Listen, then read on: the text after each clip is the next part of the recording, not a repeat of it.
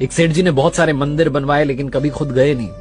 बहुत सारे पुजारी मंदिरों में रख दिए लेकिन कभी खुद ने जाकर के पूजा की नहीं। एक दिन उन्हें पैसों का संकट आन पड़ा। उनको 100 करोड़ रुपयों की आवश्यकता थी। बिना देरी के मंदिर के लिए भागे और सुबह सुबह उनको बोहनी की आदत थी। उन्हें लगा कि कोई और आकर के प्रभु का मन खराब ना कर दें, तो जाकर के मंदिर के वहां खड़े हो गए।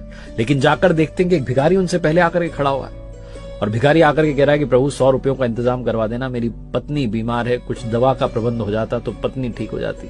सेठ जी का दिमाग खराब हो गया कि आकर के ईश्वर का मन खराब कर रहा है सुबह सुबह 100 रुपयों के लिए।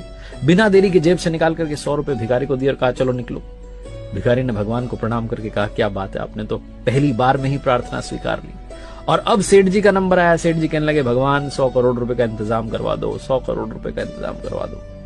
प्रभु मूर्ति में से प्रकट हुए और कहने लगे कि एक भिखारी से तो तूने मेरा पीछा छुड़वा दिया, लेकिन तुझसे पीछा छुड़वाने के लिए मुझे तुझसे भी बड़ा भिखारी ढूंढना पड़ेगा जो तुझे आकर के 100 करोड़ रुपए दे दे।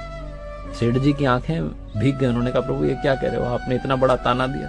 भगवान ने कहा और क्या, तू हमेशा मांगने ही तो आता है, कभी मिलने नहीं आया। अगर मिलने आया होता तो संकट तुझ पर कभी आया ही ना होता। कहानी का सार बस ये कहता है कि मांगना बंद कीजिए, अपने आप को समर्पित कीजिए और कहिए प्रभु आप कृपा बरसाइए, सब आपके हवाले।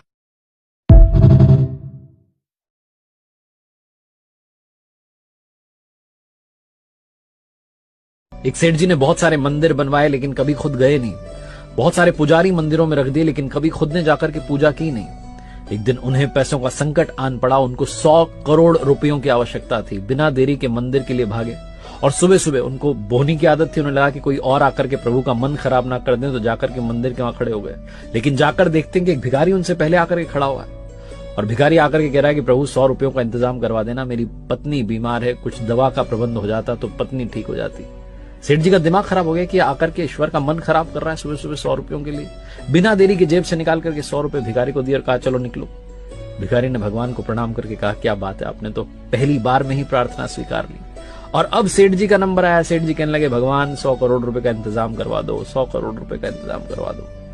प्रभु मूर्ति में से प्रकट हुए और कहने लगे कि एक भिखारी से तो तूने मेरा पीछा छुड़वा दिया, लेकिन तुझसे पीछा छुड़वाने के लिए मुझे तुझसे भी बड़ा भिखारी ढूंढना पड़ेगा जो तुझे आकर के 100 करोड़ रुपए दे दे। सेठ जी की आंखें भीग गई। उन्होंने कहा प्रभु ये क्या कह रहे हो, आपने इतना बड़ा ताना दिया।